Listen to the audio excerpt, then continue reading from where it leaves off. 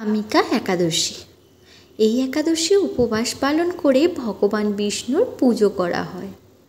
তবে শ্রাবণ মাসের একাদশী উপবাস পালন করলে ভগবান বিষ্ণুর পাশাপাশি শিবের আশীর্বাদও পাওয়া যায়। বিশ্বাস করা হয় যে এই একাদশীতে ভগবান বিষ্ণুর আরাধনা করলে অনেক উপকার মেলে। শাস্ত্রে বলা আছে, কামিকা একাদশীর উপবাস করলে গয়না পরিহিত, বাছুর দান করার সমান পুণ্য লাভ করা যায়।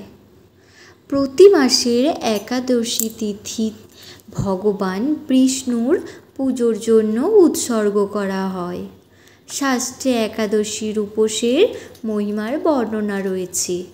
যারা পূর্ণ আচার অনুষ্ঠান ও ভক্তি সহকারে একাদশী উপবাস করেন তাদের জীবন থেকে সকল প্রকার কষ্ট দূর হয়। শাস্ত্র মতে এই পরিবারের সুখ ও সমৃদ্ধি আসে।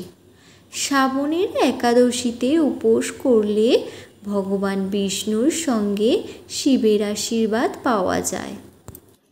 ভগবান শ্রীহরি আষাঢ়ে দেবশয়নী একাদশীতে যোগনিদ্রায় যাওয়ার পর শ্রাবণ মাসে কৃষ্ণপক্ষে যে প্রথম একাদশী আসে তাকে কামিকা একাদশী বলা হয়।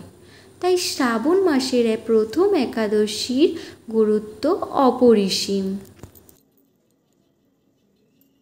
আমি তনুশ্রী আর ব্লগার ওই তনুর পরিবারের সবাইকে স্বাগত।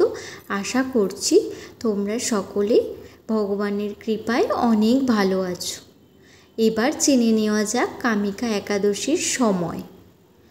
কামিকা একাদশীর তিথি এই বছর শ্রাবণ মাসের কৃষ্ণপক্ষের একাদশী তিথি 30শে জুলাই মঙ্গলবার বিকেল 5টা 44 থেকে শুরু হবে এবং 31শে জুলাই বিকেল 3টে 55 শেষ হবে।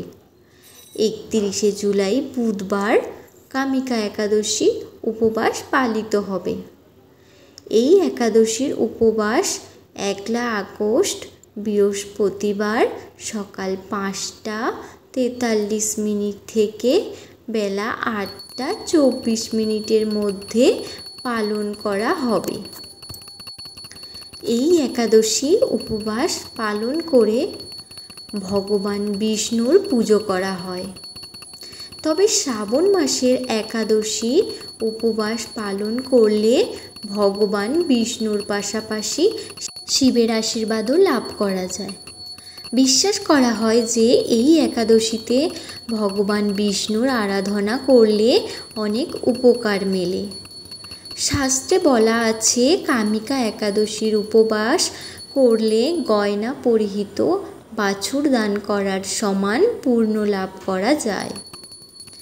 দেবশয়নী একাদশীতে ভগবান শ্রীহরি যোগনিদ্রায় যাওয়ার পর এটি প্রথম একাদশীর উপবাস, তাই এর গুরুত্ব অনেক বেশি। কামিকা একাদশীর উপবাস পালন করলে সকল প্রকার ঝামেলা থেকে মুক্তি পাওয়া যায় এবং জীবনে সুখ ও সমৃদ্ধি বৃদ্ধি পায়।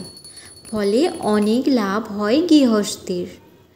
তাই সবাইকে বলবো কামিকা একাদশীর ব্রত পালন করুন।